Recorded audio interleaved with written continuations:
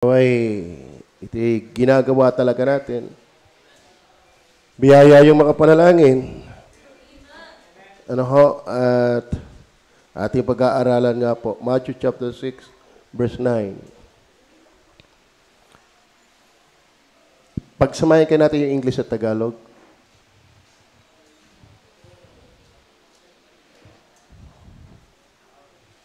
Okay, basahin ko muna sa English. After this manner, therefore, pray ye. Our Father which art in heaven, hallowed be thy name. Magsidalangin nga kayo ng ganito. Ama namin na nasa langit ka, sambahin nawa ang pangalan mo. Tayo po'y manalangin, Panginoong Banal.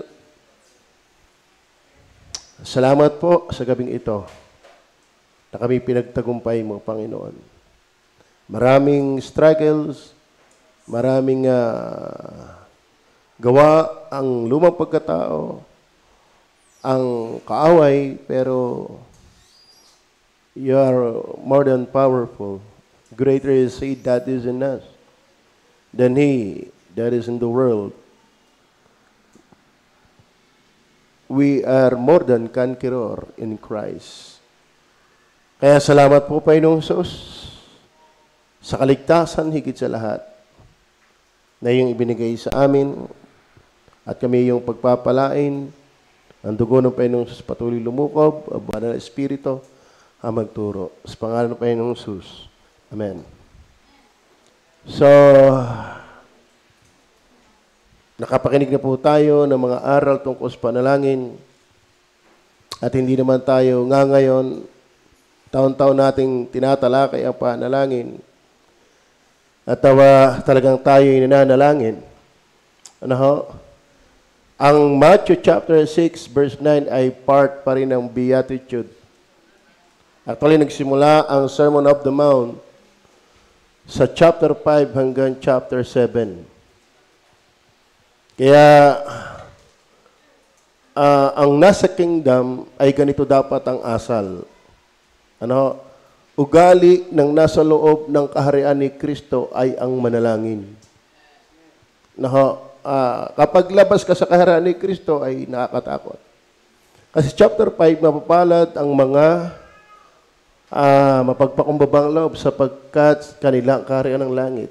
Actually, ang Book of Matthew, ang emphasis ay kingship of Christ. Pagiging hari ni Kristo. Kaya dito, mga kapatid, mapapansin natin yung kingdom. Wala namang kingdom kung walang king. So, sino yung mga nasa kingdom? Sino yung pinagaharian talaga ng Panginoon o nasa realm ng reign of Christ? Yun pong mapagpakumbaba. Yun pong basag ang puso sa Panginoon. Yung maamo, yung nauuhaw sa katwiran at nagugutom. Yung mga taong malinis ang puso. Hindi double-minded pagdating sa Diyos. Yung mga taong pinag-uusig, hindi dahil sa iyong makasalanan, kundi dahil nagsisikap sa katwiran. So, ito pong chapter 6 ay bahagi pa rin ng taluytoy ng buhay, ng sistema, ng buhay ng mga taong talagang nasa loob ng kaharian ng Panginoon. At ang mga nasa kaharian talaga ng Panginoon, dapat ay nandun yung diwa. Hindi ito para bagang katulad ng ating kinamulatan na sinasaulong panalangin. Hindi. Actually, itong talatang ito ay hindi kantang panalangin. Ito'y prinsipyo. Ito yung buhay sa loob ng kaharian ni Kristo. Ito yung sistema, ito yung naturalismo. Hindi ito parang manipulation. Hindi ito parang part ng program na parang ikaw ay parang napakinggan ko ngayon kanina kay Brother Henry, yung hindi pala na-attend sa atin ng matagal, nakukuha ng ibang reliyon at pag nakuha nila mag-entertain na lang kayo pero wag na kayong sasaling gayan. So ibig sabihin, ganun kanilang manipulation. Basta membro ka namin, amin na. Pero dapat naman ganun nga. Pag tunay kang membro, dapat ganun. Pero hindi natin iniaalis na talagang isang hamon na alam mo na ikay nasa kaharian ng Diyos. Tama ba? Biyaya yun. At yan ay kaya itinuturo ng Panginoon dahil ito yung inaasahan ng Panginoon. So, ngayon may turo ang Panginoon dito. Kaya sabi natin, verse 9, sabi diyan, after this manner, therefore, pray ye. So, yan ang ating pamagat. After this manner, therefore, pray ye. Sa Tagalog, ano sa Tagalog yun? Magsidalangin nga kayo ng ganito. Ganun lang yun. Magsidalangin nga kayo ng ganito. Ibig sabihin, sa ganitong good, yung sabi laging, good manner and conduct. Ano, right manner and conduct. Ano yung manner? Sa ganitong sistema, ganitong pamaraan, ganitong asal, kayo manalangin, ganitong layig, ganitong turo, ganitong instruksyon. So, sa number 1, mapapansin po natin sa ganitong turo ng Panginoon, ay itinuturo ng Panginoon yung tama. Kasi previous verses, mapapansin natin, meron diyang wrong way of prayer. Wrong prayer. In fact, mga kapatid, ang nagsasalita nito mismo yung Panginoong Hesus. After this manner, therefore, pray ye. Kung si Kristo ang nagtuturo, ay tayo ngayon paniwala na kapag pastor ang nagturo. Amen? Paniwala nga tayo kahit worker ang nagtuturo. Paniwala nga tayo kahit member ang nagtuturo, basta given, nasa Bible. Paniwala tayo kapag apostol ang nagtuturo. Kapag propeta nagtuturo, ay mas for kung si Jesus mismo ang nagturo. Ano? After this manner, pray ye. That means to say, kung meron kang kakampantihan, hindi pantalon, kakampantihan, hindi kakampantalunan. Ano? Yung kumpiyansa ka, panatag ka, na ito'y tama, ay yung turo mismo ng Panginoon Jesus. Kaya susundan natin mamaya, kaya sabi ko nga sa inyo, hindi ito kanta. Bagaman, ayos din naman ang kanta para masaulo mo yung talata. Bakit the right prayer? Si Kristo ang nagturo eh. Tama ba? Kaya nga tayo, tiyak natin ang church natin kay Kristo. Bakit? Si Kristo ang nagturo eh. Kaya tayo niwala, pag tayo namatay, palangit. Si Kristo ang nagturo eh. Kaya tayo naniniwala, ang ating kasalanan, kayang patawarin, walang kasalanan, hindi kayang patawarin ng kanyang dugo. Siya nagturo eh, paano eh? Ay hindi sila maniwala, hindi kasalanan mo yan. Sino pang paniniwalaan mo? Matthew 6 verse 9. Tingnan niyo po, the right prayer, kasi mayroong wrong. Verse 9, ano sabi? 6 verse 9, I'm sorry. Tama ba yan? Yan. Hindi. Nasaan ba yung talata ko? 5 and 7, 6 verse 5 and 7. Ang sabi diyan, at pagka kayo'y nagsisidalangin, ay huwag kayong gaya ng mga mapagpaimbabaw. So, tinuturoan tayo ng Panginoon yung tamang panalangin. Sinasaklaw na nito na ang tamang panalangin, hindi paimbabaw. Amen? So, merong panalangin hindi okay sa Panginoon. Butiki lang ang nakakapakinig. Hanggang kisame lang ang nararating, pero hindi nakakarating sa langit. Bakit? May panalangin paimbabaw. Kaya nasabi ng Panginoon, after this manner, pray, after this manner, therefore, pray ye. Bakit? Merong panalangin paimbabaw. Sapagkat iniibig nila ang magsidalangin ng patayo sa mga sinagoga at sa mga likwang daan niya, mga prosesyon yan, prosesyon. Ano layunin? Upang sila'y mga kita ng mga tao, wag ikang ganitong panalangin, mali yan. Mali. Tama? Bagaman hindi lahat ng public prayer ay pakitang tao, ang iniiwasan lang natin ay mayroon talagang maling prayer. Kaya nga sabi ni Kristo, after this manner, therefore, pray ye. Upang sila'y makita ng mga tao. Katotohanan sinasabi ko sa inyo. Tinanggap na nila sa kanila'y ganti. Ibig sabihin, di tao ang kanilang na-impress, hindi ang Diyos. Verse 7, tingnan niyo po ang verse 7. At sa panalangin ninyo, ay huwag ninyong gamitin ang walang kabuluhan. Paulit-ulit. So, merong panalangin bukod sa mali na ay walang kwenta. Na gaya ng ginagawa ng mga hintil. Ay di yan, rosaryo yan. Kanina prosesyon, ngayon rosaryo. Di nga? Hindi tayo nagpo-prosesyon. Hindi rin tayo nagro-rosaryo. Yan na yung kapanalangin paulit-ulit. Si Kristo ay nanalangin paulit-ulit sa tamang konteksto. Kasi ito yung maling konteksto. Mayroon diyang walang kabuluhang pananalangin. Okay. So, yun lang po ang aking dinidiin, mga kapatid. Ang dating, pansinin din natin ang Matthew chapter 7, 28 and 29. And it came to pass, last part ng Beatitude, nagsimula sa chapter 5 hanggang chapter 7, ito ituro ng Panginoon. Sabi niya, and it came to pass when Jesus had ended, nagsimula sa chapter 5, ended the sayings, the people were astonished at his doctrine. Why?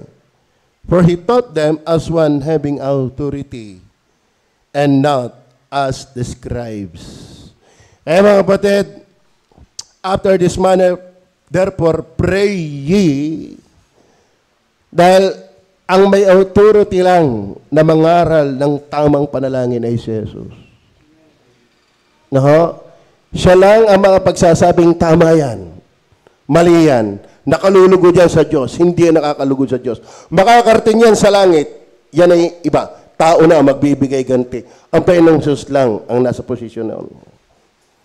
Kaya maganda na ating malaman, after this manner, therefore, pray ye.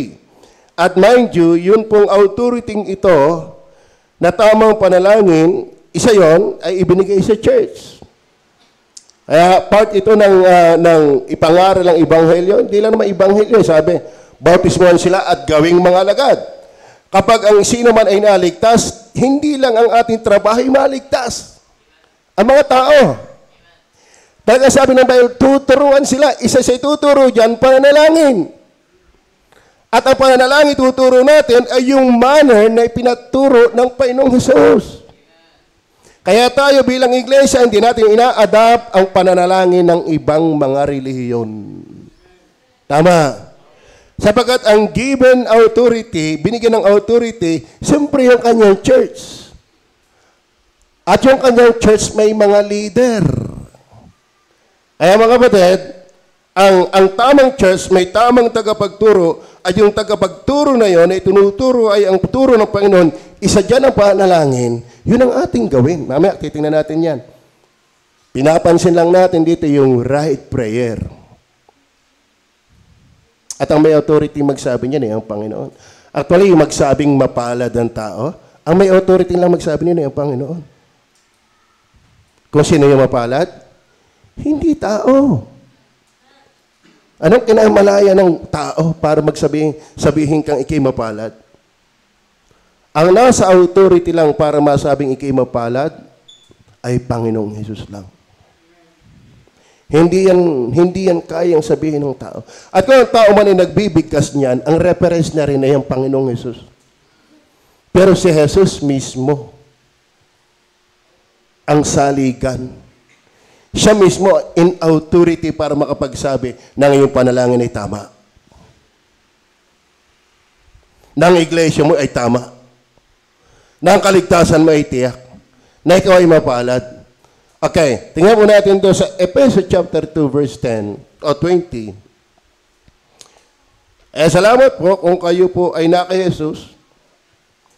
At itiyakin niyo po kapag ikinaki Jesus, dapat nasa tama kaniyang katawan. Dahil ang authority ay ibinigay sa kanyang katawan. Bakit? Siya ang ulo eh. Hindi niya ibibigay ang authority kay Pope. Hindi niya ibibigay ang authority sa mga religion outside of his body. Kaya mga kapatid, may panalangin sila pero ang reference dapat ay si Jesus. At ang authority niyan ay given to the church. Siyempre, ang church may leader. O tingnan niya, and are built upon the foundation of the apostles and prophets, Jesus Christ Himself being the chief cornerstone. Siyempre, ang Panginoon ay tumawag ng mga alagad bilang kabilang ng iglesia. At yung authority ay ibinigay sa church, sa leader ng mga churches. Kaya mga kapatid, ang right prayer, nasa right church, nasa right preacher na magtuturo. Ephesians chapter 4 verse 11. Tingnan niyo po 4:11. Kaya mag-ingat ho kayo sa mga mangangaral. Mag-iingat ho kayo doon sa mga nakikigaya lang naman. At pinagkalooban niya ang mga iba na maging mga apostol. Sino yan? Sa church yan. At ang mga iba'y propeta, at ang mga iba'y ebanghelista, at ang mga iba'y pastor, at mga guro. Amen? Kasi wala namang pagpapasahan ng Panginoon ng kanyang authority na magturo at pagtuturo, kundi ang kanyang iglesia. At sa iglesia yan, may inilagay talagang tagapagturo, tagapanguna. Amen? Hindi yan ibibigay kung kani-kanino. Kaya kapag ang pastor nyo, mga workers natin, nagtuturo about prayer, ayon sa context ng Bible, abay, yan ang right. Yan ang tama. Okay.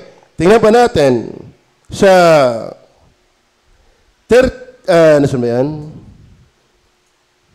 Philippians chapter 3 verse 1 and 2. Kapag ang tao o ang mangangaral ay outside sa authority, kung paanong si Kristo ay magturo, ang tawag ko dyan ni Apostol Pablo ay mag-ingat kayo sa aso. Tingnan niyo po, sabi dyan.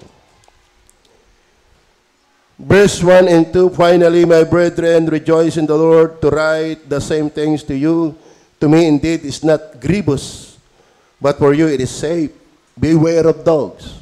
Beware of dogs. Sino ba yung dogs na yan? Beware of evil workers. Beware of Seventh-day Adventists.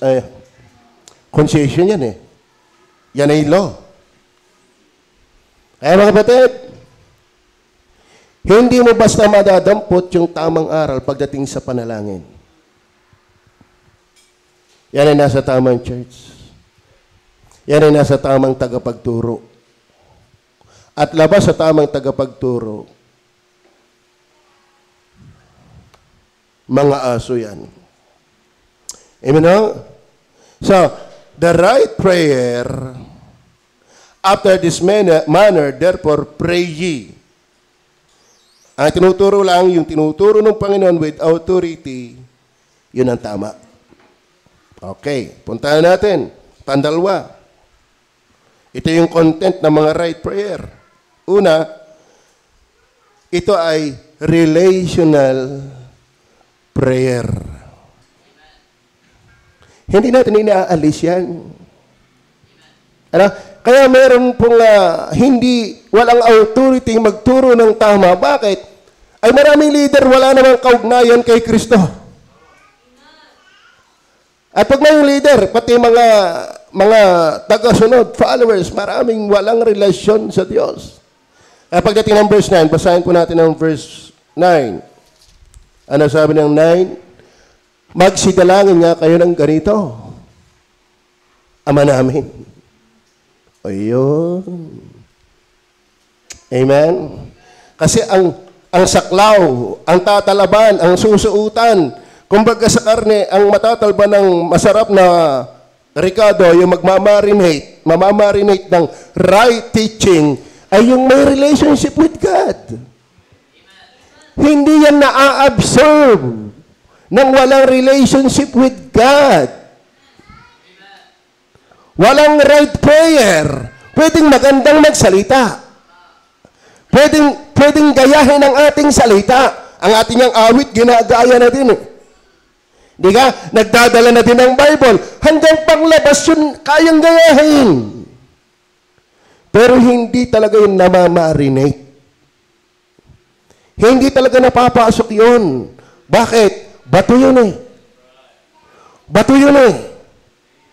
Ang ugat sa ibabaw lang, pero hindi na baon sa pagkatao. Mag-iingat ka na membro, hindi ka nababaonan ng salita ng Diyos. Baka mukhang lupa ka lang. True prayer, the right prayer, after this manner, therefore, pray ye. That means, this is the right prayer. And number two, that is relational prayer. Walang talab ang tama sa mga nasa mali. Kumusta kayo ang inyong prayer life? Kaya ba'y nananalangin na rin? Kaya ba'y talagang panatag sa inyong puso that God is my Father? Sabi diyan. Saan ba kayo? Balik tayo sa verse. After this manner, therefore, pray ye. Ano yung tinuturo ng Panginoon na tamang prayer? Be sure that God is your Father. And if God is your Father, be happy. Amen. Be strong. Imagine, ang iba'y nakikidiyos lang, hindi naman kilala ng Diyos.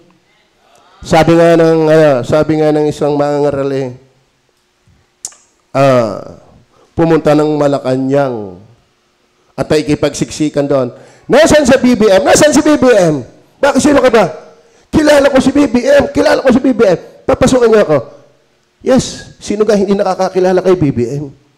Ayun tanong ko. Kilala ka ba ni BBM?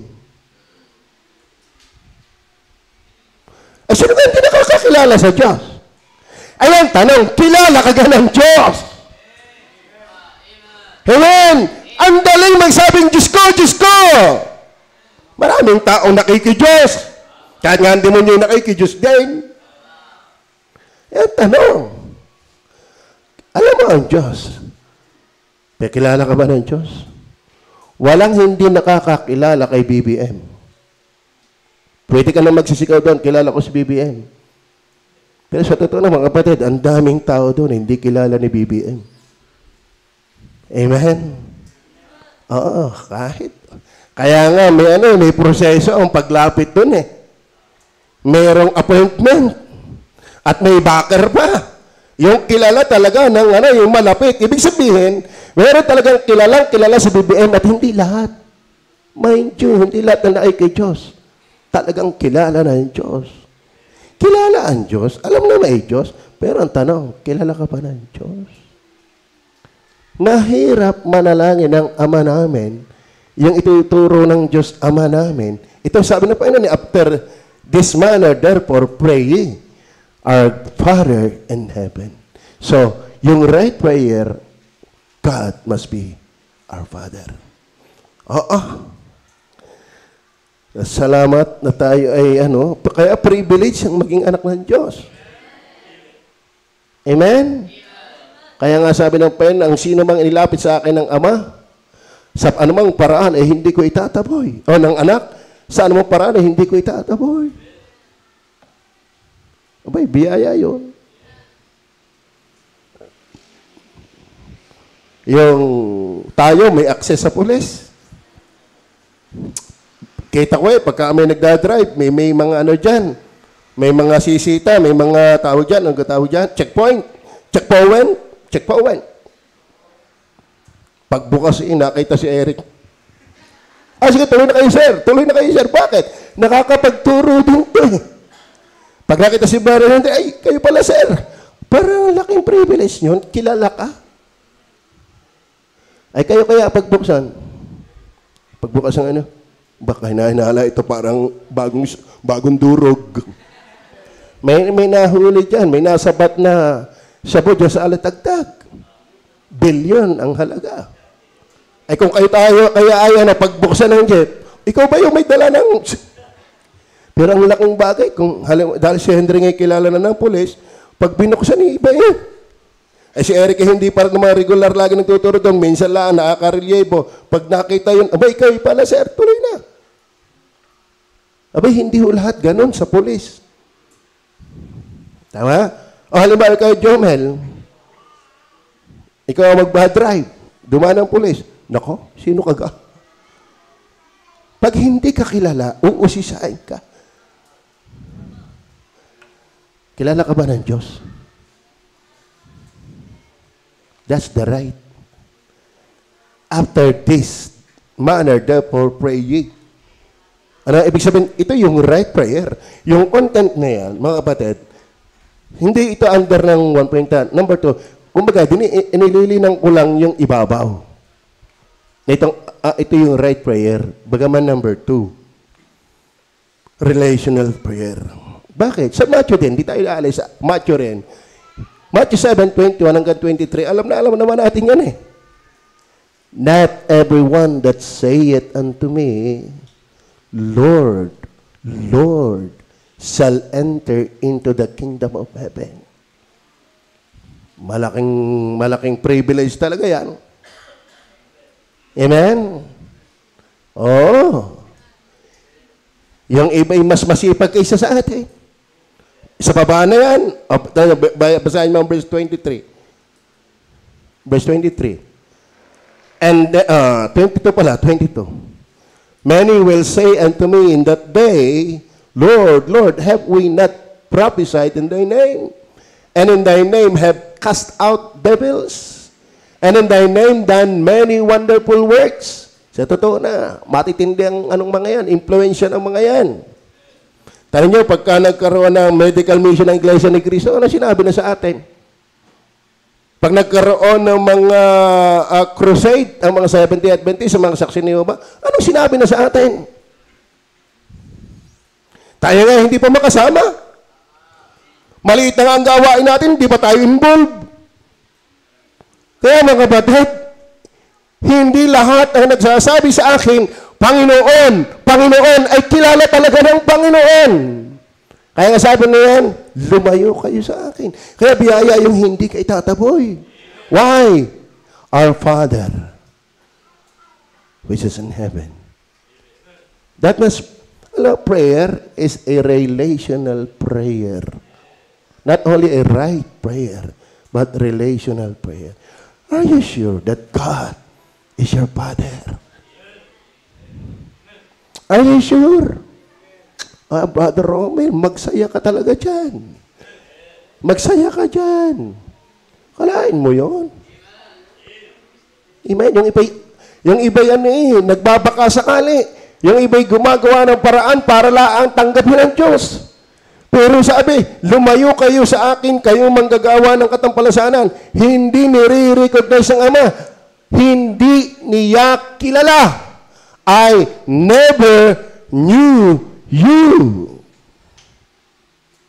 Kaya mga kapatid, ba't tayo ay, sabi natin, kilala natin ang Diyos, because tayo ay tatamad-tamad.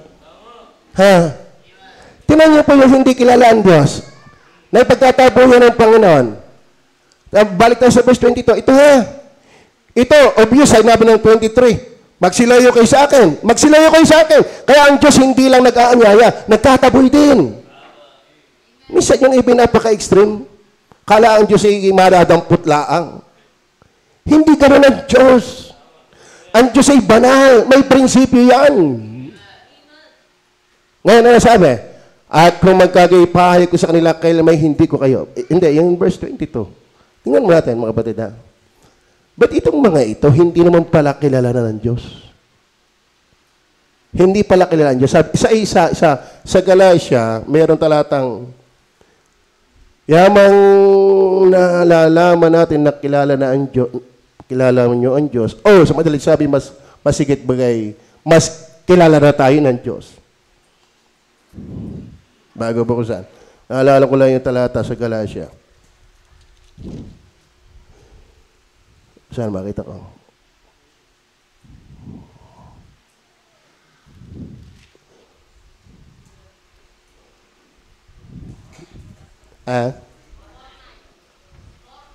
Yung hokit, galing naman. Kaya sabi ko But now, after that you have known God, or rather, are known of God. Datapat ngayon, yamang nakikilala na ninyo ang Diyos. Ay kinambiyay, bakit? O ang lalong mabuting sabihin, kayo'y na nga kilala ng Diyos. Kasi, madali na yung unang part lahat ng tao'y kilala ang Diyos. Alam ang Diyos. Pero hindi automatic yung second part. Ang tanong ay, kilala ka ba ng Diyos? Pero ito ang hamon sa atin, mga kapatid.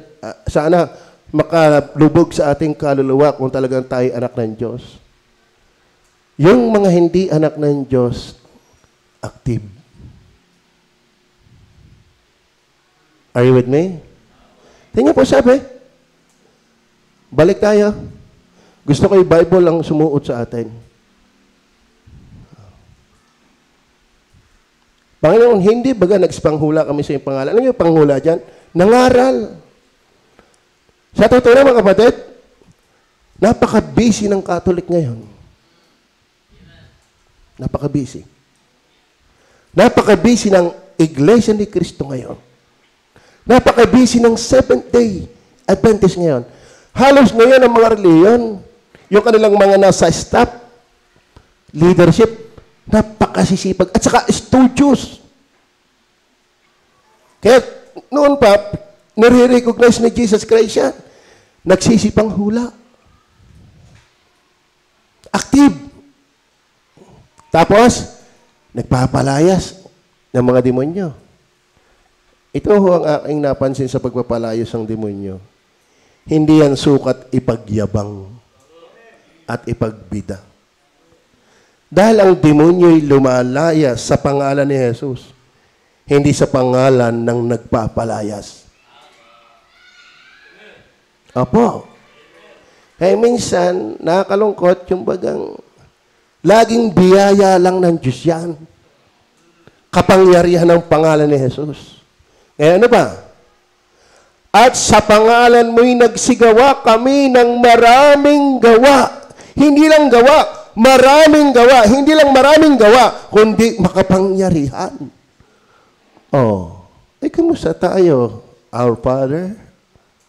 Alam mo kayo ang panalangin, hindi yan sinasaulo lang. Ang panalangin, hindi yan sinasambit lamang.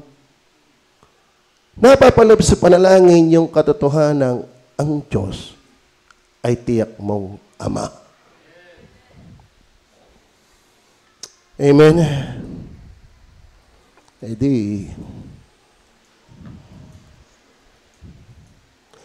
Tayo po'y isaalang-alang po natin yun.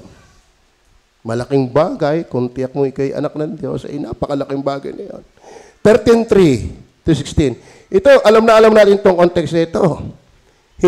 Kaya biyaya yung makapanalangin ng tama. Dahil mayroon kang relasyong tama. Kasi hindi lahat ay may relasyon. Hindi lahat ng nahaddan ng salita ng Diyos ay nagdulot ng relasyon sa Diyos. Hindi na sa Matthew na rin ako kumuha. Okay.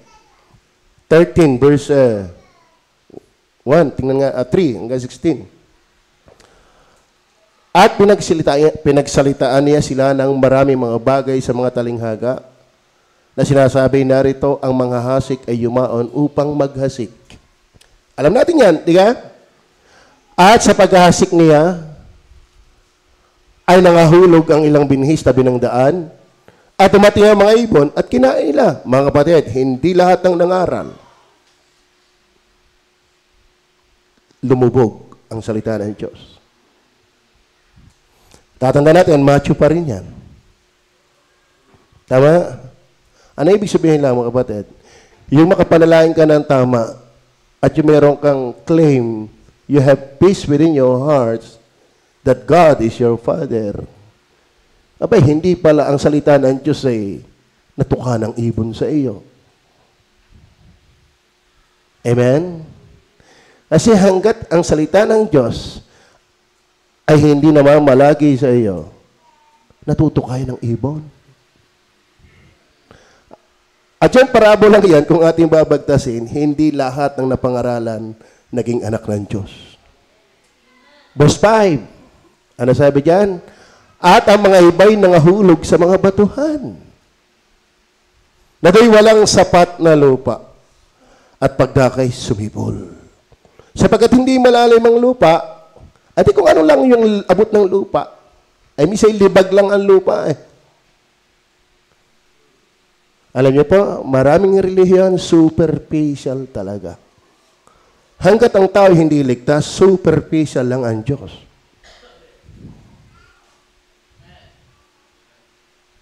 Amen? Alam mo, pagiging anak ng Diyos, hindi pakitang tao. Yan ay makikita ng tao. Pero iba yung pakitang tao. We cannot deny the fact na ang pagiging anak ng Diyos, obvious. Pero hindi tayo trying hard. Amen? Sabi nga, ang bukal, kapag tunay na bukal, sabi, ang sino mang nauuhaw ay lumapit sa akin, at ang sino mang uminom ng aking tubig ay magiging parang bukal na sa kanya ay bubukal hanggang sa walang hanggang buhay. Ang tinutukoy niya yung Holy Spirit. Sa madali sabi, hindi trying hard ang pagpapakita ng pagiging ligtas. Si Pedro nga backslider na, halata pang siya'y Kristiyano.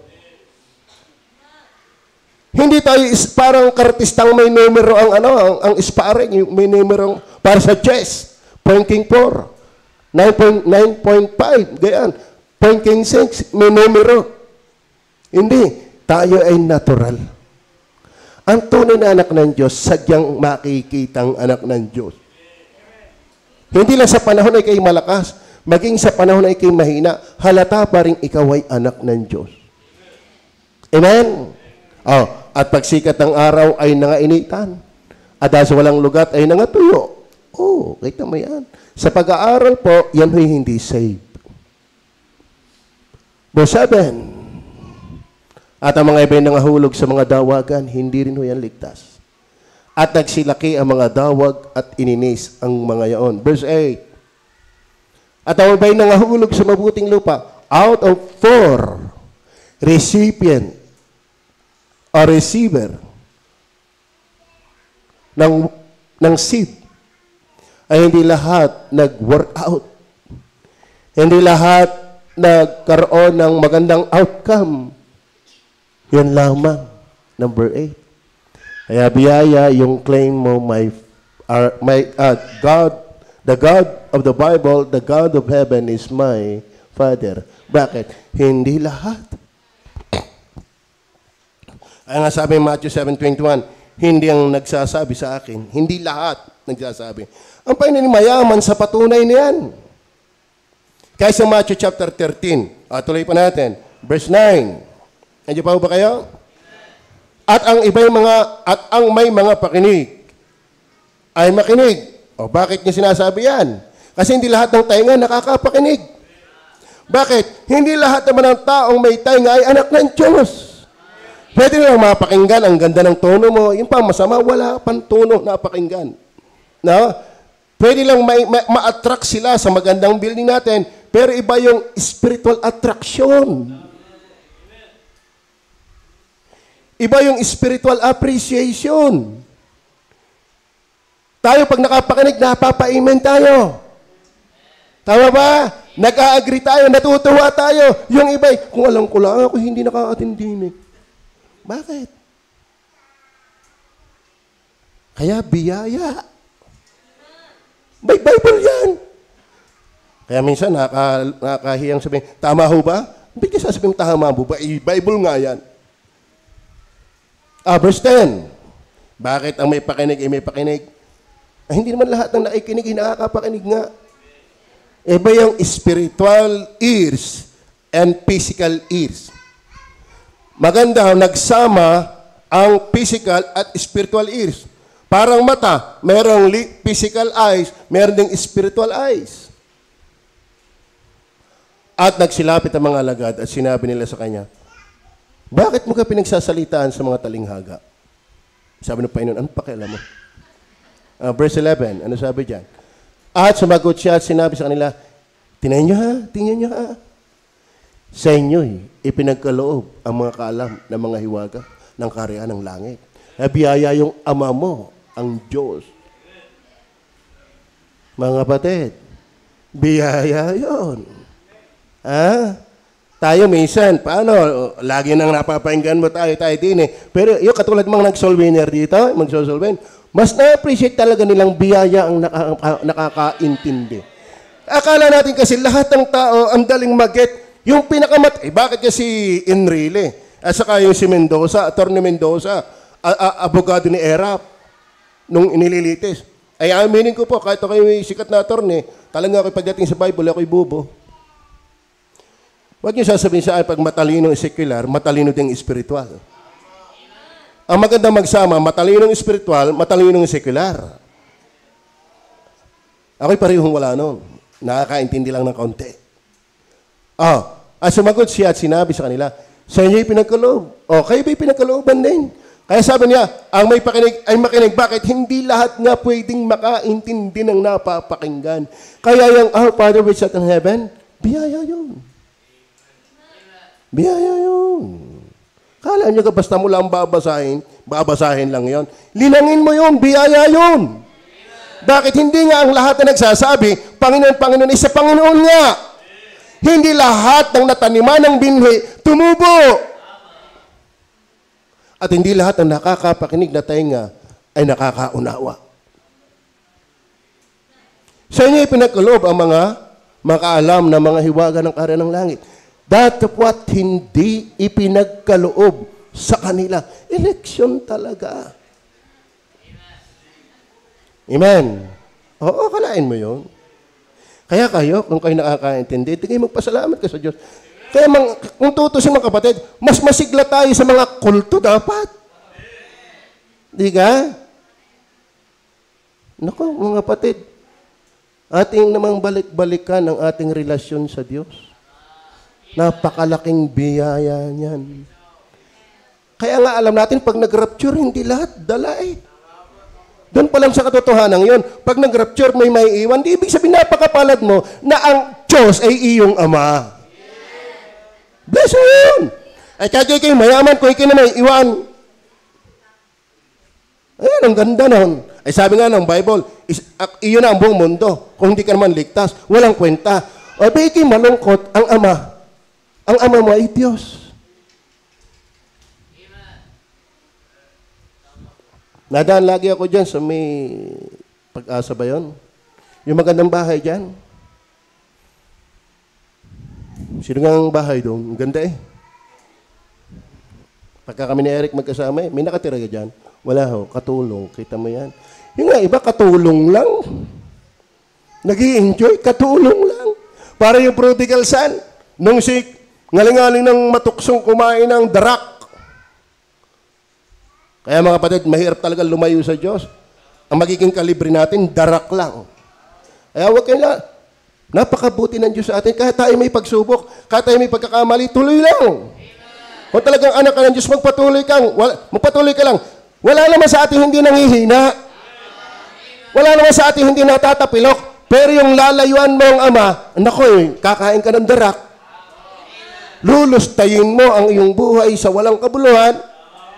Huwag kang lalayo sa Diyos kung talagang anak ka ng Diyos.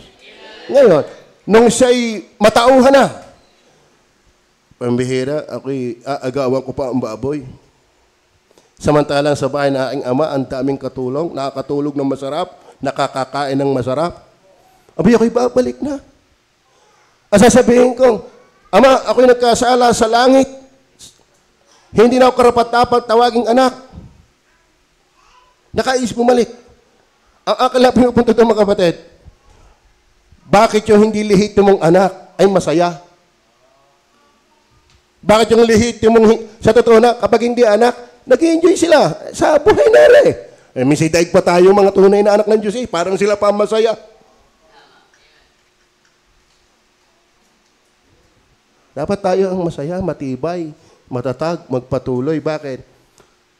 Our Father, which art in heaven. Is God in heaven your Father? Sumagot siya, sinabi sa kanila, sa inyo'y pinagkaloob ang makalam. Okay, verse 12. Sapagkat sino mang mayroon ay bibigyan. Asa'y magkakaroon ng sagana. Ngunit sino mang wala, pati nang nasa kanya'y aalisin sa kaniya.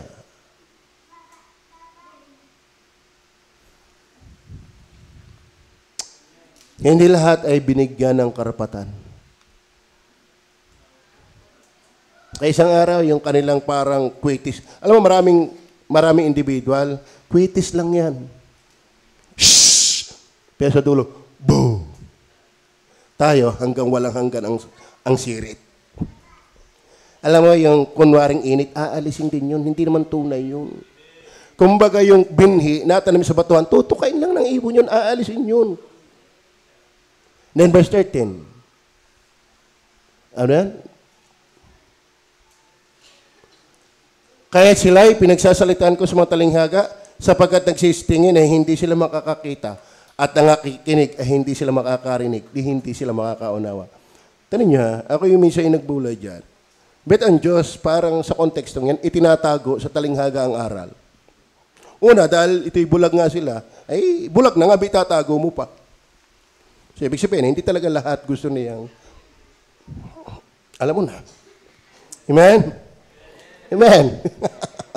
Eh, ako na lang yun. Kung nasasamahan niyo ako, hindi salamat. Dahil kung talaga ang obis ng Panginoon, hindi pa itatago. Tayo nga, hindi magkaintindihan kung paano ililinawin. Ang Panginoon naman, itinatago. O ba, tayo minsan gusto pa natin sapawan ng Panginoon eh. Hindi ka? Kasi ang nakakarinig, kahit paanong pur ng pagpapaliwanag, makakarinig talaga yan. Amen? Verse 14. My point is this, mga kapatid, hindi lahat ay anak ng Diyos. Kaya the right prayer, pray after this manner, therefore, after this manner, therefore, pray. That is the right prayer. And that is the relational prayer. At natutupad sa kanila ang hula ni Isaias. Tignan nyo ha, ang hula ni Isaias, ibig sabihin, may kakatawan talaga, hindi lang ng magkakaroon ng mabuting lupa. May kakatawanin sa pagkakaroon ng mabuting lupa. At may kakatawanin din sa hindi. Kaya wag tayong maggaling-galingan sa pangaral. Biyaya ng Diyos yun. Naghahanap lang tayo ng talagang mabuting lupa, ng tupa. Kaya kapag tayo masyadong dinadaang mano-mano, ay tupakin talaga ating makukuha. Tama? At natutupad sa kanila ang hula ni Isaias na sinasabi, sa pakikinig ay inyo maririnig, at sa anumang paray hindi nyo mapag-uunawa, at sa pagtingin ay inyo makikita, sa anumang paray hindi nyo mamamalas. Verse 15. Sapagkat kumapal ang puso ng bayang ito at mahirap na makinig ang kanilang mga tainga at kanilang ipinikit, voluntaryo yan. Bulag na nga, voluntaryo pa. Bakit? Sabi nga lagi sa inyo, ang tao ay hindi lang makasalanan. Masaya pa sa pagiging makasalanan. Kaya halata mo ang ligtas. Nangihina tayo, bakit ka hindi? Pero hindi mo kayang mamalagi dyan. Kung ligtas ka. Dahil kapag ang tao hindi ligtas at napasama sa kalipunan ng ligtas at nawala dito at nag-enjoy na uli sa sanlibutan at parang sising-sisi na siya'y napapunta din eh, nangyari ang kawikaang nasusulat, kinakain na uli ng aso ang kanyang isinuka. At ang baboy na napaliguan ay nagbabalik na uli sa pusali. Hindi yung tupa. Maliwanag ko ba? So, biyaya ho yung God is our Father. Kaya, after this manner, therefore, pray ye the right prayer, the relational prayer. Hindi ko nakukunin yung 15 verse 8 and 9. Again, Matthew ulit. Matthew. Tinan niyo ha. Ang bayang ito'y iginagalang ako ng kanilang mga labi. Sabihin ko sa inyo, hanggat ang tao ay hindi tiyak na ang Diyos ay kanyang Ama, superficial lang yan. Maraming relihiyon, puro pakitang tao lang yan. Hanggat hindi ligtas, panglabas lang yan. Ang bayang ito'y iginagalang ako ng kanilang mga labi, datapwat ang kanilang puso ay malayo sa akin. Ano pa ang sabi ng verse 9? Datapwat walang kabuluhan ang pagsamba. Hindi ho lahat ng pagsambay ayos sa Diyos. Hindi ho lahat ng pagsambay pagsamba nga sa Diyos. Bakit? Ang puso ay wala doon. Bakit? Ang pusong lamang ng ligtas na ang Ama o ang Diyos ay kanyang Ama, yun ang nakakasamba. Maliwanag mo ba?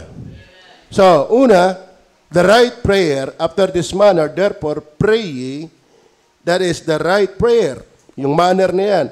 That is the relational prayer. And then number 3, that is the reverential prayer. Alam niyo po, ulitin ko sa inyo. Ang panalangin ay hindi lang basta bitaw ng bibig.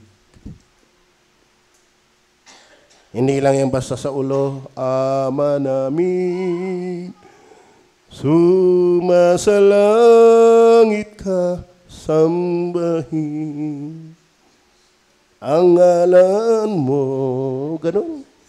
Di ka? Kanta nila yan eh. Pero alam niyo ba ang tinutukoy doon? Hindi yung makanta mo at yung masaulo mo at masalita mo, kundi yung attitude. Kaya mahirap asahan ng totoong paggalang yung hindi naman anak ng Diyos. Di ka? Minsan, ito minsan napapansin ko lang sa sarili ko minsan. Iba ang respeto ko kay Pastor Hernandez. Kahit pa ang iba'y pastor din. Lahat ng pastor nire-respeto ko. Pero iba ang respeto ko kay Pastor Hernandez eh. Bakit? Siya yung ama ko eh. Hindi ko yun ipagpapalit. Siya yung ama ko sa pananampalataya eh. Naintindihan niyo ba yan? Bagaman meron ako nakikita ng mga pastor, pero iba eh. Iba pa rin yung ama ko.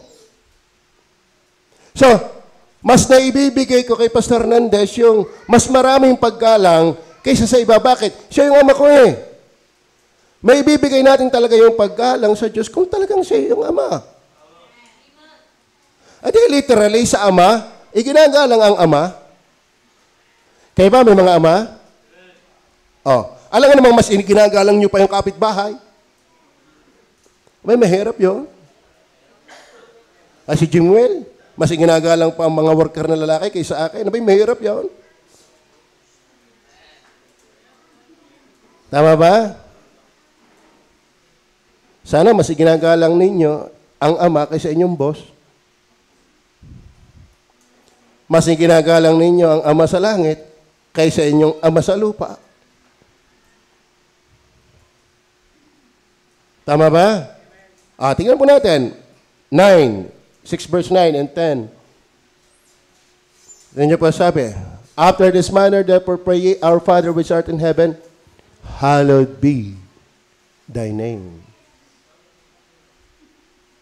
So, hindi ito basta, Ama namin, sumasalangit ka, sambahin ang ngalan mo, mapasa amin ang kaharian mo, bigyan mo kami ng aming kakanin, kami ng bahalas pang ulam. Hindi ganun yan. Kalahin mo sila, niluloko din nila ang kanilang panalangin. Kahit nga yung mga Simana Santa, kita ko sa Facebook nalaglag yung ipinako sa krus. Napahinaan pa ako. Alam mo, naging katawa-tawalaang, naging pamumusong. Tama ba? Is God our Father? So, after this manner, therefore, pray ye. Ano yung prayer? That must be right prayer. Relational prayer. That means, also, that must be a reverential sambahin. Alam mo mga kapatid, talagang pagsamba, ang panalangin ay hindi yung pag-usal lang at paghingi. Yan ay paggalang sa Diyos. Sa Diyos mismo, at saka, tingnan nyo, verse 10, hindi lang sa Diyos mismo. Ito, makikita natin kung talagang tayo nagalang sa Diyos. Verse 10, Thy kingdom come, Thy will be done, in earth as it is in heaven. Alam nyo, mahirap sabihin ako'y gumagalang sa Diyos na hindi natin iginagalang ang kanyang gusto. Thy will be done. Panalangin ka ng panalangin, sino ka nasusunod sa iya? Amen? Paglinggo, sino nasusunod sa iyo? Ay, minsan tayo ay napapagod manalangin. Hindi dahil sa, pero alam mo, Holy Spirit, sumisigaw yan eh. Dahil na rin yung tayo ay nauumay na rin sa ating buhay. Tama? Pero huwag kang mauumay, sadyang ganyan ang buhay. Huwag mong kaumayan ng magsisi. May lunas lagi sa nagpapalunas. Amen? Malininis lagi yung nagpapalinis. But my point is this, ikaw kayo makakalaban ng habang buhay sa Diyos? Ipipilit mo yung sarili? Kaya mo? Aba, ay mas magaling ka kay Lucifer. Magpalit na kayo ng pangalan. Ikaw na si Lucifer ngayon. Amen? Nanalangin ka, Lord, Lord, Lord. Ay, ano yun? Thy will be done.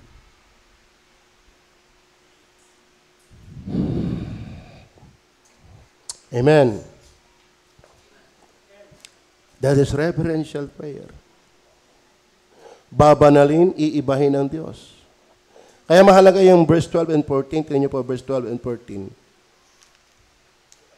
Ano sabi ng 12 hanggang 14?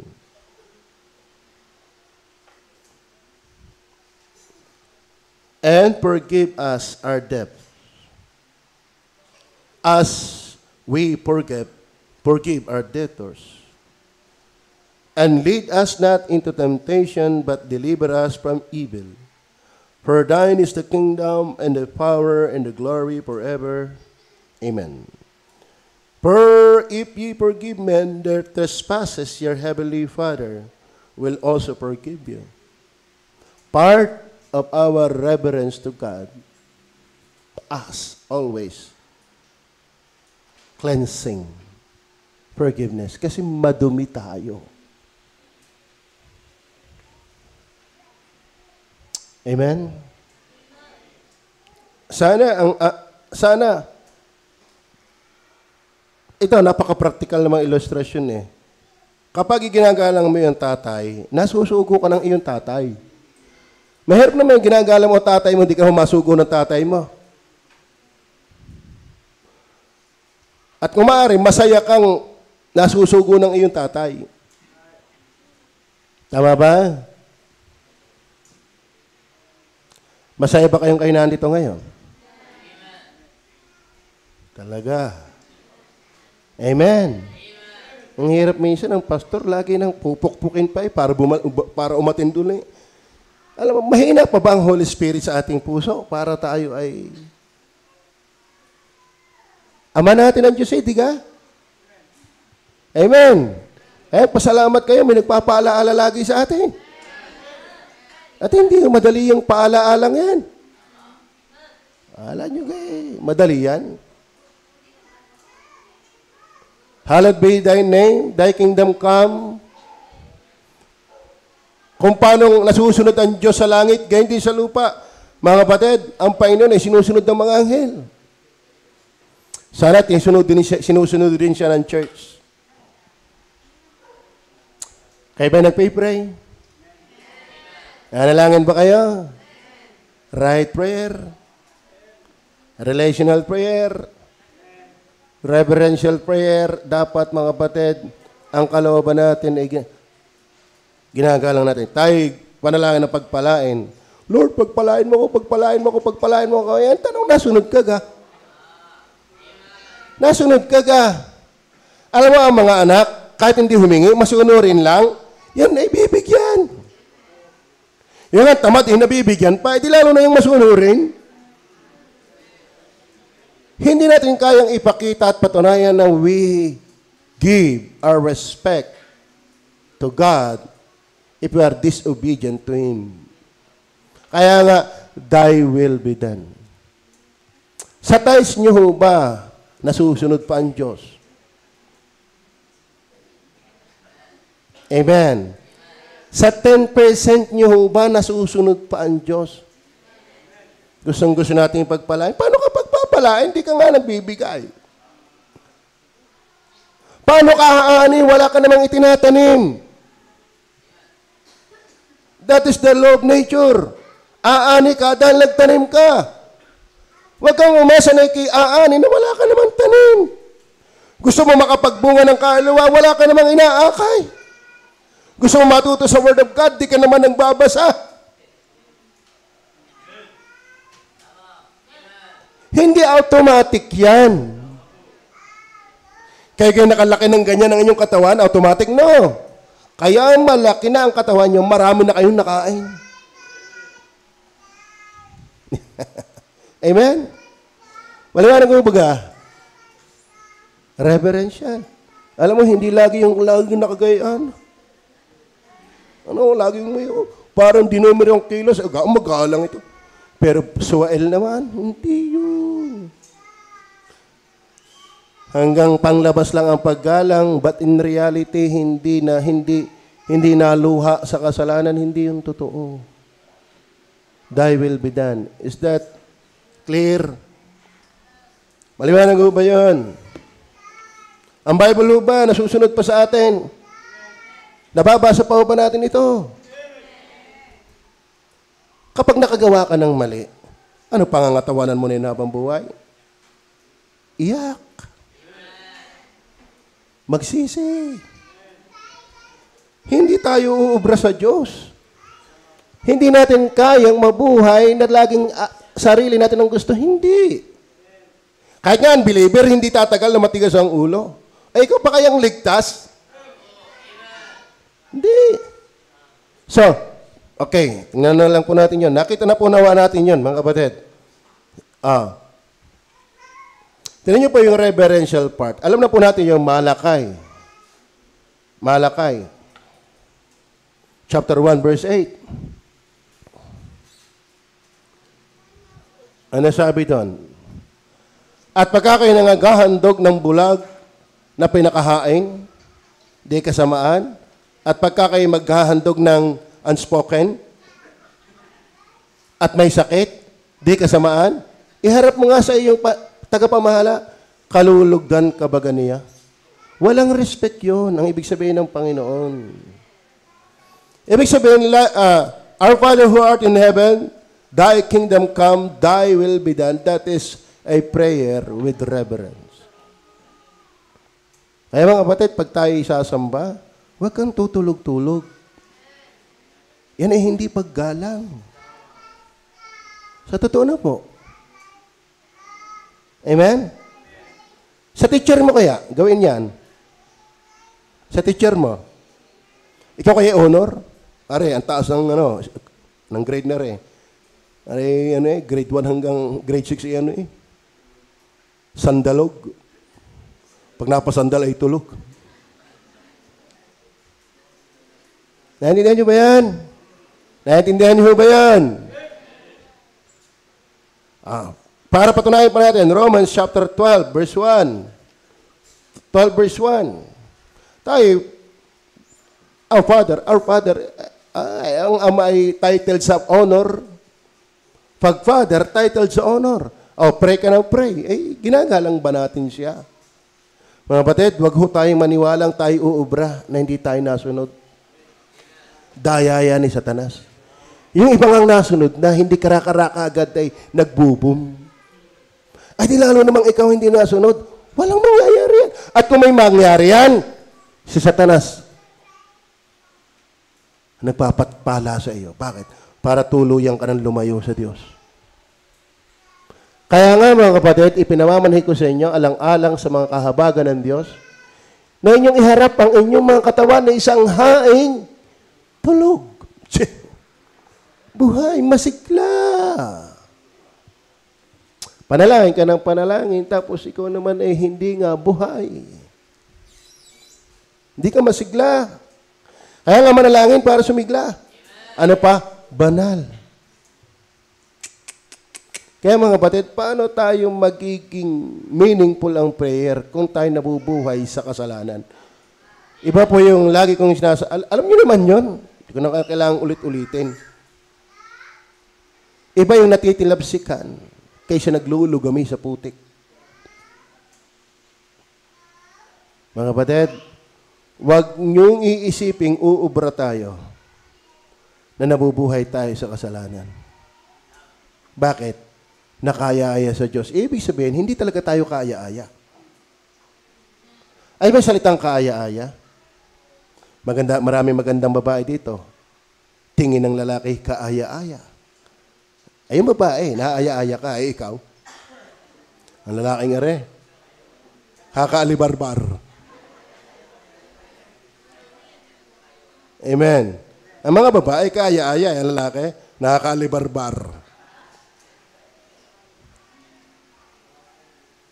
Sabi nga ni Pastor Ed, maging spiritual ka, maraming babae magkakagusto sa iyo.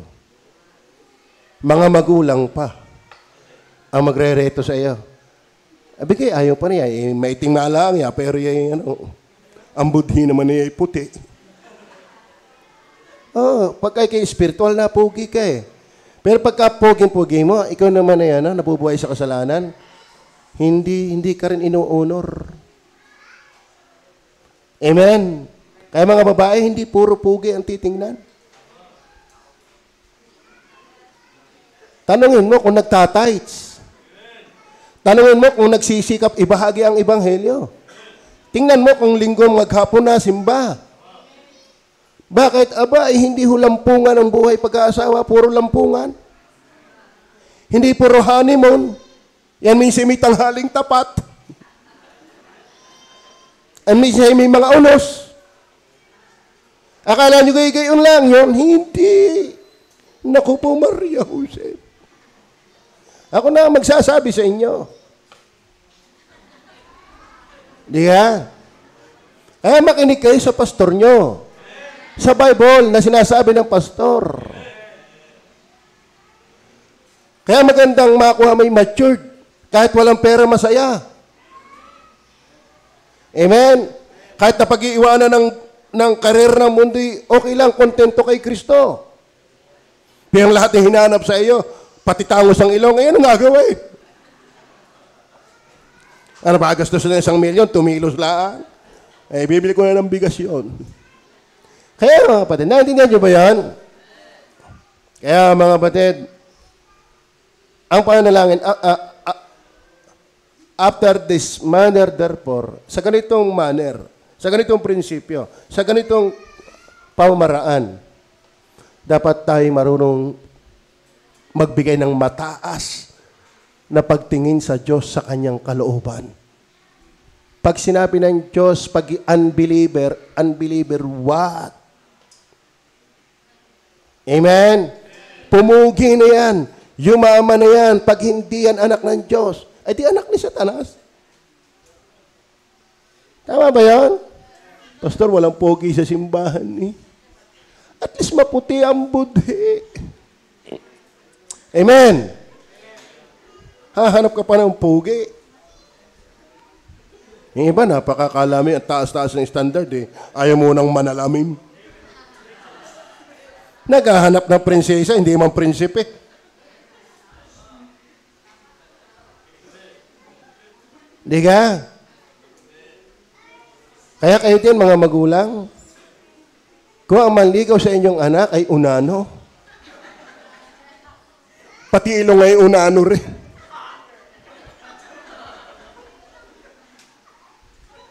Pero, ginagamit ng Diyos. Huwag mong sasabihin, yung anak. Huwag yun. Dapat si Kristo lagi ang ating pamantayan. Maging sa pagpili ng mamanugangin. Pero kung yan na yan maganda nga ang lalaki. Kaya nga, minsan, delikado din yung magandang lalaki. Marami napapaibig, may asawa na. Vice versa, pagka magandang babae, pag hindi kayo malago sa Panginoon, ay di, 3 ang anak mo, ang isa magwiwiting, isa magpuputo. Tama ba? Kaya, lago muna, lago. Huwag kayong totoong. Then number 4, andiyo pa ba kayo? Not only the right prayer, the relational prayer, the reverential prayer, but also the rigid prayer. The rigid prayer. Verse 13. Ano ba ibig sabihin ng rigid? Ibig sabihin, may narigid. May rigid-rigid. Not losing of a standard. Yan po ang ibig sabihin ng rigid. Not losing of standard. Kaya mapapansin po natin diyan yung salitang verse 13, Amen. May salita diyang Amen. And lead us not into temptation. Ang pananalangin talaga, mga kapatid, hindi nag-i-enjoy sa kasalanan. Tama? Kasi ang sinsurong panalangin, yan ang laman. Tama? Ang sincerong panalangin, yan ang laman. Kaya nga sabi, ang Bible, aalisin ka nito sa kasalanan. O kaya ang kasalanan, aalisin ka sa Bible. Nabasa nyo ba yan? Gayun din, minsan, ang panalangin, magpapalago sa iyo sa pagkamuhi sa kasalanan. O kaya naman, ang hindi pananalangin. Ang hindi pagkamuhi sa kasalanan, ang maglalayo sa iyo sa pananalangin. Kaya maraming hindi na nananalangin, masaya na sa kasalanan. Kung bakit tayo nasasadlak sa panalangin wala ng gana, may kasalanan tayong kinagaganahan na namumugad sa ating puso, isipan at puso. Tignan nyo ha, pag sinabing rigid, ang prayer, mga kapatid, hindi lang yung minsan kang gumalang sa Ama. Hindi lang minsan lang gumalang sa kanyang gusto. Hindi lang minsan kang sumusunod. Pag sinabing rigid, lagi kang agree. Amen. Amen. Ano ibig sabihin? Lord, nananalangin kang, Lord, ilayo mo ako sa naglalayo sa iyo. Tulungan mo akong laging agree sa iyo. Naintindihan niyo ba yan? Amen. Hindi yung, Lord, thank you so much for this food. Ano yan? Minsan tayo parang kaugalian na din laang. Pero wala yung content. Hindi yun. Ang ibig sabihin ng pray, after this manner, pray ye, therefore pray ye, ibig sabihin, kung paano ang iyong ama ay dapat mong igalang, lagi kang mag-agree doon. And lead us not into temptation. Sana, yun lagi ang panalangin natin at agree tayo lagi doon. Eh di kung nada pa, di bangon. Sabi naman ng Bible, there is a risk, but there is,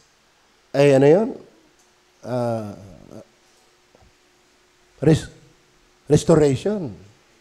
Nare-restore tayo. Huwag kayo mag-alala. May restoration lagi ang Diyos. Amen.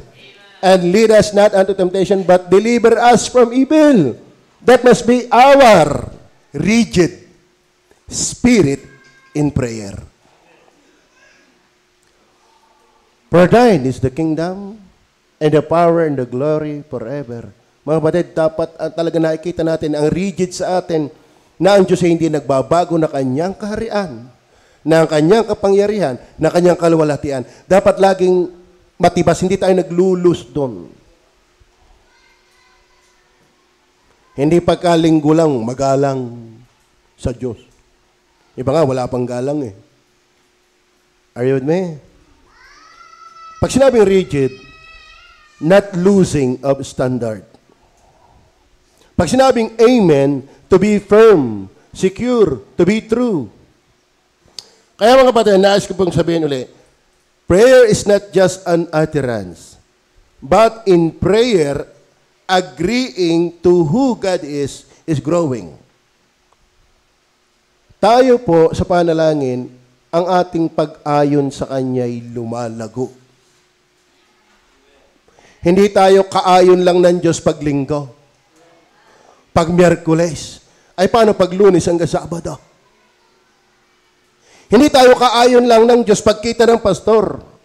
Pagkita ng worker. Hindi. Kaayon tayo ng Diyos kahit tayo nag-iisa. At kung tayo'y napapalaban, iiyak, gugupo, ihingi ng tawad. Bakit? Mahirap hindi ayunan ang Diyos. Para kang sumisipa sa dulo ng sibat. Naintindihan niyo ba yan? Maliwanag ho ba yan? Oh, that is rigid. Then last, kita ko yung aking oras ay napaulot na. Pray after, ano yan? After this manner, therefore pray ye. Anong ibig sabihin niya? Anong prinsipyo dyan? The right prayer, the relational prayer, the reverential prayer, the rigid prayer. And mind you, after this manner, therefore pray ye. That is a prayer, rewardable prayer. The rewardable prayer. Wow. Amen. Alam mo, kaya minsan tayo hindi tugunin ng Diyos. Bagsak na agad ang marami doon sa right prayer. Bagsak din doon sa relational prayer. Ay doon pa sa reverential prayer. O pwedeng nag-reverential. Pag how rigid. How strong.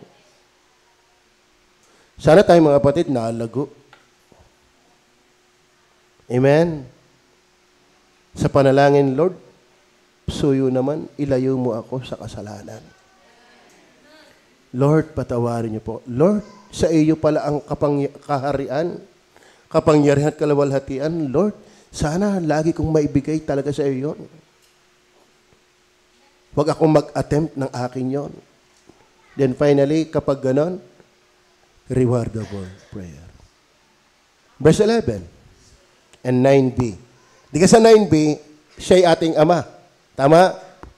Our Father. Ngayon, pagdating sa verse 11, give us this day our daily bread. Mga kapatid, ang Ama, alam mo pag sinabing Ama, siya po yung nagpo-provide. Tama. Ang aking anak ay pag hindi makahingi sa kanyang mama ay Daddy.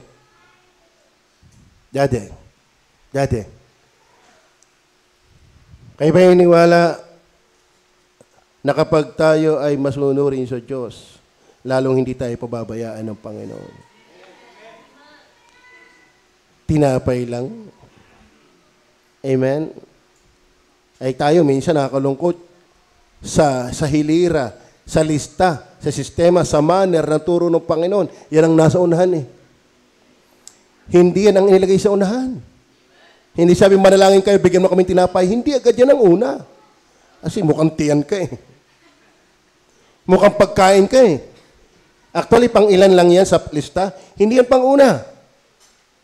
Ano yan?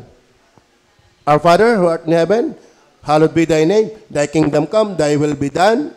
Kung paano sa langit sa lupa, bigyan mo kami. Hindi yan ang unang banquet. Bakit? Ang unahin talaga ay Diyos. Bago ang sarili. Kaya nagkakamali ka, kapag inuna mo ng inuna ang tiyan mo, pero papapabayaan mo ang Diyos, malabo, hindi rewardable ang iyong prayer. Dahil wala yan sa unang listahan. Huwag mong iuuna yung hindi naman iniuuna ng Diyos. Tama ba? Hinanap mo ng hinanap, lalo lang namang nalayo. Hanapin mo ang Diyos, yung hindi mo hinahanap, nalapit. And all these things shall be added. Then yung Matthew 7:11. 7:11? Kurap. Kung kayo nga, bagaman masasama, ay marurunong magbigay ng mabubuting kaloob sa inyong mga anak. Oh, ay gaano pa kaya yung Ama nasa langit? Na magbibigay ng mabubuting bagay sa nagsisihingi sa Kanya. Mga kapatid, tumuktok lang tayo. Humanap lang tayo. Hindi tayo pababayaan ng Panginoon. Kaso tayo ay, ano ba talaga ang priority ng ating buhay? Sino ba talaga ang priority ng ating buhay? Ba't ka ba nagtatrabaho? Anong priority mo? Sa lahat ng iyong inaakala, anong priority? Abay, sa bahay, mahirap ay puro bubong. Sa katawan ay mahirap ang puro mata. Kaya dapat itingnan natin, mga kapatid, sa ating priority ng buhay, dapat Panginoon. Sa pera ko, priority ang Panginoon. Sa buhay ko, priority dapat ang Panginoon. Araw-araw, i-priority natin ang Panginoon. Then last na verse, Romans 8:31 hanggang 33. Ano ang ating sasabihin sa mga bagay na ito? Kung ang Diyos ay kakampi natin, sino laban sa atin? Eh kung ang Diyos ay Ama natin, eh di tiyak kalampi natin. Siya yung magtatanggol sa iyo. Wala. Protektado ka. Verse 32. Siya, na hindi pinagkait ang kanyang sariling anak, kundi ibinigay dahil sa ating lahat. Bakit hindi naman ibibigay sa atin ng walang bayad ang lahat ng mga bagay? Yung ang pinakamalagay na ibigay, yung pag naman putal. Tama ba? Oh. Kaya mga kapatid, yung ikinananalangin sa after this manner, therefore pray ye. That is a rewardable prayer. Ang Diyos natin ay hindi masamang Ama. Yung pray and faint not, sino ba nag-preach noon? And faint not. Yung nga likong hukom, nalubag, di lalo ang Diyos. Tama. Naintindihan mo ba? Kaya mga kapatid, huwag kayong magreklamo, ba't ka kayo paano pinabayaan ng Panginoon? Ang iyong tanungin, baka ikaw ang nagpabaya sa Panginoon. Hahanapan mo ang Diyos, ba't ay pinabayaan ng Panginoon? Bakit? Hindi mo ba siya pinabayaan? Listen to your echo. Kaya nga sabi kita Chitay! Ganda lalaki! Ganda lalaki! Ay, sumugat yung echo. Sinungaling! Pangit! Minsan, paghahanap pa natin ng Diyos, paano naman yung hinahanap niya sa'yo? Tama ba? Minsan, kung tayo makareklamo sa Diyos, ay si Job nga, antindi na nangyari, hindi nagreklamo sa Diyos. Si Kristo nga, antindi na nangyari sa pagbuhat sa ating kasalanan, hindi nagreklamo. Ano yung pinagre-reklamo mo sa buhay? Ano yung mga reklamador? Walang naiintindihan pa yan. Sa totoo, ng biyaya nga tiki binubuhay pa. Sa ugali natin yan, akala mo kay kabuhay-buhay pa. Kaya irereklamo mo, ipagpasalamat mo at binuhay ka pa. Minsan ang galing-galing natin maghanap, akala mo may patago sa Diyos. Ano kayo tinago mo sa Diyos? Ay kahit kayo naghihirap, at least buhay. Buhay, hindi kaguyam. Ang iba nga hirap na iguyam pa. Tama? Tama ba? Kaya mga kapatid, listen to your echo. Salamat. Pastor, dami ko nagagawang, Panginoon, dami ko nagagawang kasalanan Salamat, buhay pa ako. Amen? Ang Diyos ay mabuti sa kanyang mga anak. Kaya gusto nyo ba inyong gantimpala ay magantimpalaan? Ang inyong buhay, panalangin ay magantimpalaan? Consider God.